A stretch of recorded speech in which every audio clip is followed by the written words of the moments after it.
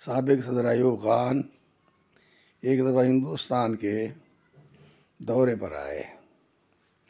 اس موقع پر ایک نغمہ گایا گیا جو ان کے دل کے تاروں کو چھو گیا۔ ایوب خان یہ نغمہ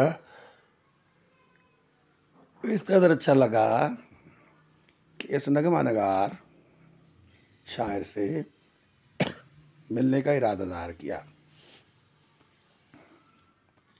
جب صدر ایوب خان کو شاعر کے متعلق یہ بتایا گیا کہ اس شاعر کا تعلق پاکستان سے ہے تو وہ حیران رہ گئے۔ پاکستان واپس جاتے ہی صدر ایوب نے اس شاعر سے ملنے کی خواہش کا اظہار کرتے ہوئے حکم دیا کہ اسے تلاش کیا جائے اور میرے سامنے لایا جائے۔ صدر کا حکم سنتے ہی ماتحتوں نے کوشش شروع کر دی۔ ساغر صدیقی داتا دربار کے باہر کمبل میں لپٹے ہوئے زمانے کی ستم ظریفی پر شکر ادا کر رہے تھے۔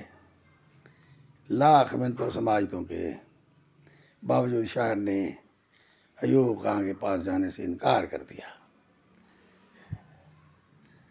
آخرکار جب بے حد اصرار بڑھ گیا اور ماتحت زبردستی پر اتر آئے تو اس فقیر نے پاس پڑی ہوئی ایک سگریٹ کی خالی ڈبیا اٹھائی، اس میں سے ایلومینیم کی فوائل نکالی جسے عام زبان میں کلی یا پنی بھی کہتے ہیں۔ دکاندار سے نہایت ادب سے ایک قلم مانگا۔ اس فائل پر 2 سطریں تحریر کرتے ہوئے کہا کہ جاؤ یہ صدر صاحب کو جا کر دے دو۔ جس عہد میں لٹ جائے فقیروں کی کمائی، اس عہد کے سلطان سے کچھ بھول ہوئی ہے۔